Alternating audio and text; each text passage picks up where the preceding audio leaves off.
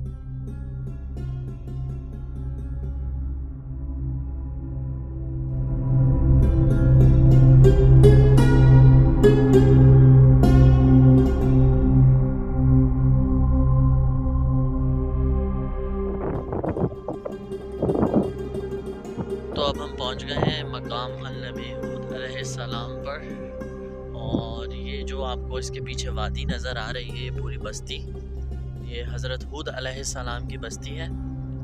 सही है, ये मंसूब है हज़रत हूद अलैहिस्सलाम से। हज़रत हूद अलैहिस्सलाम का शजरा हज़रत नूह अलैहिस्सलाम से लगता है और ये है हज़रत हूद अलैहिस्सलाम का मकाम, जहाँ पे उनका मकबरा बना हुआ है, जहाँ पे उनकी कब्र मुबारक मौजूद है। हज़रत हूद अलैहिस्सलाम की कौम को कौम आद और कौम इरम भी कहा जाता था, क्योंकि ये बेसिकली हज़रत नूह अलैहिस्सलाम से ही इनका शजरा जो है शजरा मुबारक मिलता है। ये इसका मैं आपको अभी एक्सटर्नल व्यू दिखाऊं।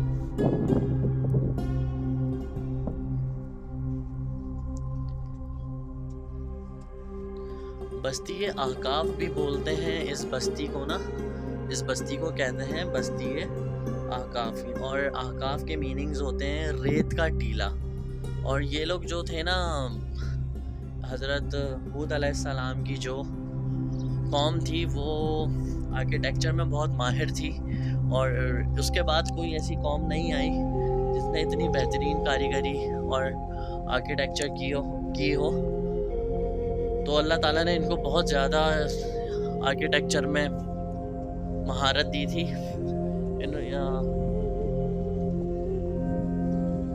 बस्ती ahqaf के मीनिंग ही रेत का टीला है। तो बेसिकली ये कच्ची मिट्टी यानी कि जो होती थी ना, उसको पका करके और मकानात और महल और घर तामीर किया करते थे और बहुत ही खूबसूरत।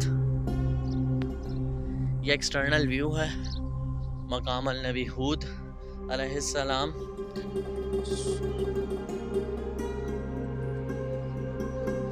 सूरह ahqaf और सूरह फज्र में अल्लाह ताला ने हज़रत हूद अलैहिस्सलाम की कौम और हज़रत हूद अलैहिस्सलाम का ज़िक्र भी किया है। सूरह ahqaf में अल्लाह ताला ने उन्हें उनकी बस्ती की तरफ मुखातिब करते हुए कहा कि आद के भाई को याद करो जबकि उसने अपनी कौम को ahqaf में डराया।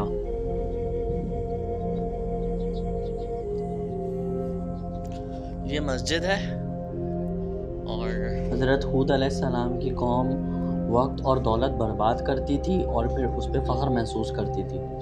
हज़रत नूह अलैहिस्सलाम की कौम के बाद सबसे पहली कौम थी कौम आद, जिसने शैतान की इबादत की यानी बुत परस्ती में मुब्तला हो गए।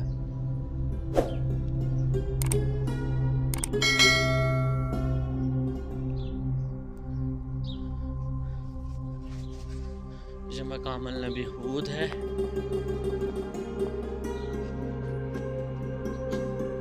आप लोगों को इसकी अच्छे से भी ज़ियारत करवाते हैं।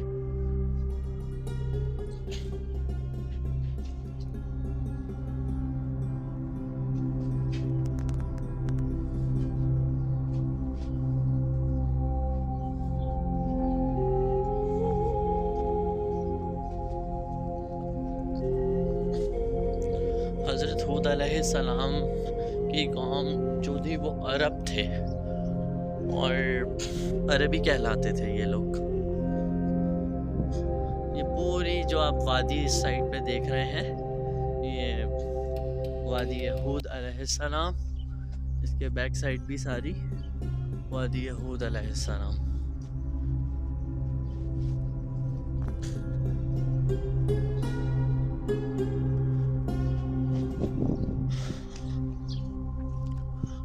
ये सारा एक्सटर्नल व्यू है मकाम हूद अलैहिस्सलाम का।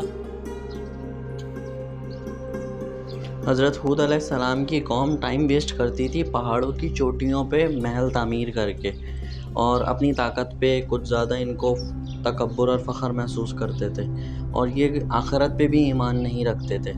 और जब हज़रत हूद अलैहिस्सलाम अपनी कौम को नसीहत करते थे और अल्लाह ताला के बारे में और ईमान के बारे में बताते थे, तो वो हज़रत हूद अलैहिस्सलाम को झुठलाते थे और कहते थे कि तुम तो हमारी तरह एक आम आदमी हो, हमारी तरह खाते पीते हो, और हम भला तुम्हारी बात क्यों माने। तो फिर हज़रत हूद अलैहिस्सलाम ने अपनी कौम को झुठलाने पे अल्लाह ताला से दुआ की कि ए परवरदिगार, तू मेरी मदद फरमा। और अल्लाह की तरफ से आपको जवाब मिला कि ये बहुत जल्द अपने किए पे पछताएंगे। और फिर अल्लाह ताला ने इन पे बारिश रोक दी और तेज़ आंधी आई जो 7 रात और 8 दिन तक रही, और आंधी ने सब कुछ बर्बाद कर दिया सिवाय उन लोगों के जो ईमान लाए थे और जो मोमिन थे। सूरह ज़ारियात आयत 41 और 42 में इनके अज़ाब का ज़िक्र है, और सूरह आराफ और सूरह हूद में अल्लाह पाक ने बताया कि किस तरह उन्होंने हज़रत हूद अलैहिस्सलाम और उन पे ईमान लाने वालों को अज़ाब से बचाया है।